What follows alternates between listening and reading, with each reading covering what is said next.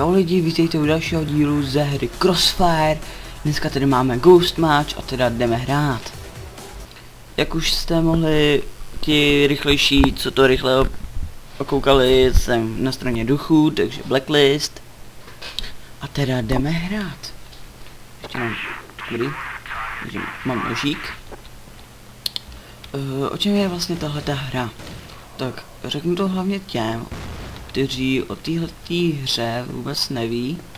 A už jsem jde policajt. To jsou vlastně ti špatní. A my jsme neviditelní, takže nás nevidí. Jen když se nehejbem. A když se vidíte, takhle jsem se trošku objevil, tak to už mě můžou vidět.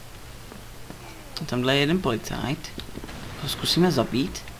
Už tady se nedá sprintovat. A teď jsem to trošku laglo, to nevadí. Koukneme se, jestli tam je, není tam.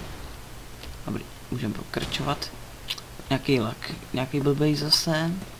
A to nevadí. A chvilku počkám. Dobrý. Už je to bez lagu. Koukám, že tady to jsou nějaký zkušení hráči. Protože jsme jim zabili jenom jednoho a dva. Teď nás zabije. Ano, tak teď mi dá headshot. Takže to je docela blbý a takže tuto video se už nezveřejní.